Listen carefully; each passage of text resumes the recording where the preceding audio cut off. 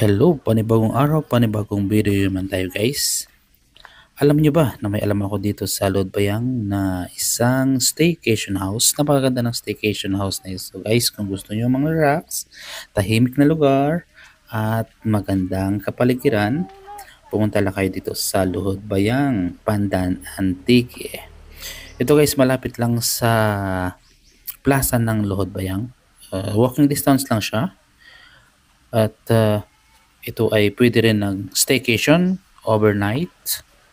Nag-accept din sila ng mga visitors.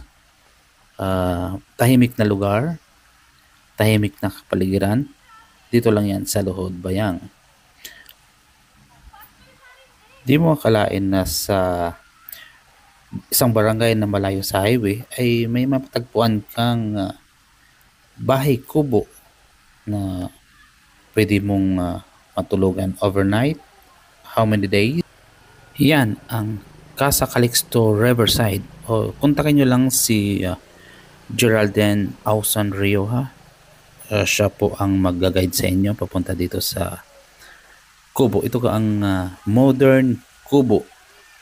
Bago tayo makapunta sa kubo, tatawid muna tayo ng ilog at dadaan muna tayo ng tulay pag umuulan at mataas ang tubig. Pero kung mababaw lang naman ng tubig ilog, pwede natin tawirin yung ilog guys. So papasok na tayo. Medyo makitid pa yung daanan kasi pathway lang yan papasok sa kubo. May bako din siya na puro kawayan. So napaka relax tingnan yung lugar. And then papasok na tayo sa loob. Tingnan natin sa loob. Si Madam Reyna ang unang papasok kasi gusto doon niya siya ang mag-tour sa loob ng kubo.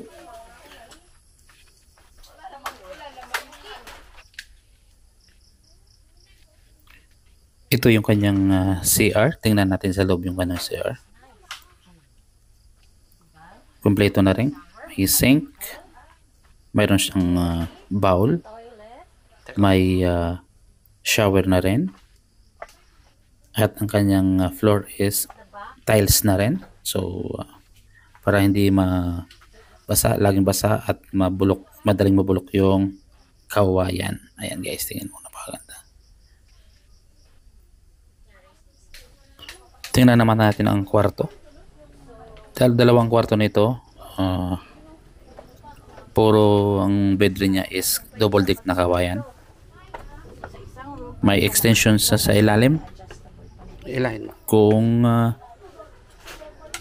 may katabi kayo. So may extension siya. Pwede sa extend yung baba. So dalawa sa baba, isa sa taas. Let's check the other room. Yan, may katre na. Ay, may aso! Katre nga ba tawag yun? Katre. Mattress. It's katre. Sa kabila, ganun din. Isang ang kwarto natin is mayroon ding electric fan. Isang electric fan kung gusto nyo malamig. Mayroon din, ganun din ang double deck. Mayroon din extension sa baba. At ang bintana, ang matanaw nyo agad is palayan. Yes! Kompleto na rin yung gamit sa kusina. Mayroon din siyang ref. Mayroon din siyang kalan. Mayroon na rin siyang mga gamit. Plato, kutsara, tinidor, lahat ng gamit mayroon na rin siya. At pwede nyong gamitin habang kayo nasa loob ng nakastay sa kubo na yun guys. Alam mo, napakaganda yung lugar na ito, tahimik. Ito yung binabalik-balikan ko pag nagbakasyon dito sa Luhod. Yung actually abroad din ako sa Saudi Arabia. So once a year din kami umuwi ng Luhod. So kahit dito ako nakastay, mas maganda pa rin yung may uuwian ka na tahimik na lugar. Unlike sa Manila or sa Saudi na maingay na at stressful yung place. So dito, kahit maikling panahon na makababakasyon, may enjoy mo yung paligid, may enjoy mo yung nature. So actually, nagtatanggap na sila dito ng visitors. Hindi pa masyadong kilala kasi bago pa lang to. Pero kung tulungan nyo kung i-promote itong lugar na ito guys, malaking bagay po ito sa Tingnan natin yung lupa natin. lugar ng Luhod Bayang, lalo na sa mga bakasyonista at sa turismo ng Luhod. Actually sa side na yan is dyan din yung bahay namin. So tingnan mo yung Doggy is may sariling kubo. Okay, buti pang Doggy may sariling kubo. May sarili din siyang bahay. Cute, di ba? Oh, guys, ayan. Actually, dinidevelop pa yung place na ito. Hindi pa masyadong kagandahan. Pero paunti-unti po itong dinidevelop.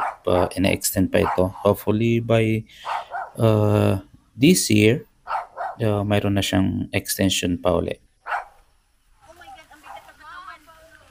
Oh, harvest na!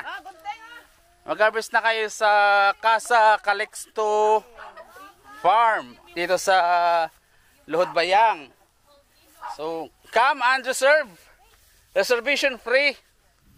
Kung gusto niyo mag-inquire guys, kontakin niyo lang si Ate Reservation G. free without cancellation. Ryuha Ausan. Diyan lang din yung bahay niya sa may tapat mismo ng plaza ng Luhod Bayang. So tulungan nyo akong i-promote itong place na ito guys. Napakaganda. Pwede ka pa mamitas ng gulay. Bayaran mo na lang after. So salamat guys sa panonood sa aking maikling video. At salamat sa pag-accommodate sa amin.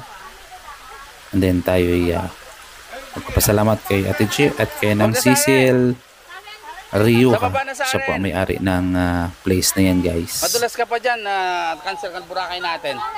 Sa rin wag na. So salamat po. Salamat sa panood ng video nito guys. Please support this place and share my video. Si Missy. Wala si Missy.